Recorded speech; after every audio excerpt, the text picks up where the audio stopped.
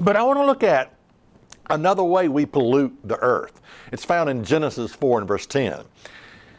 And he said, "What have you done? The voice of your brother's blood cries unto me from the ground." We're talking about murder here. We're talking about blood polluting, blood in the street, blood in the ground, polluting the earth, corrupting the earth. Do you know how many murders take place every year in America? Do you know how many abortions take place every year in America? You know, I heard this story about, it was a woman, a very affluent, she was married, had 3 children. She had another baby on the way. She wanted a 4th child.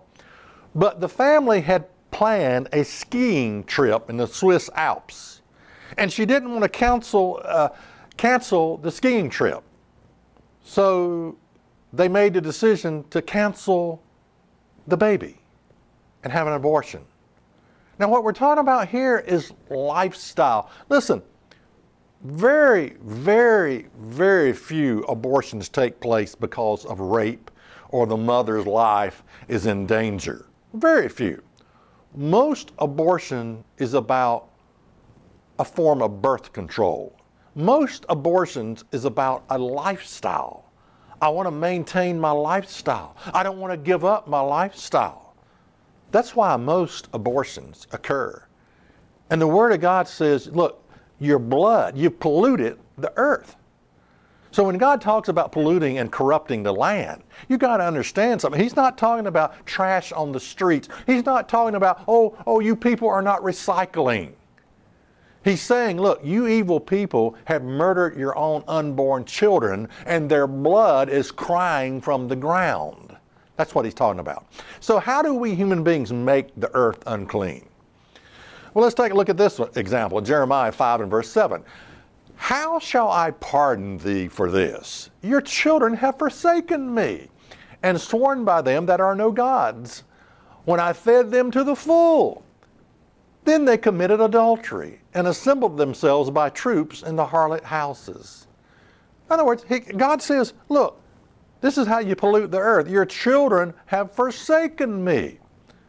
Look, do yourself a favor. Go to the average shopping mall and just sit there on a bench and watch the young people walk by.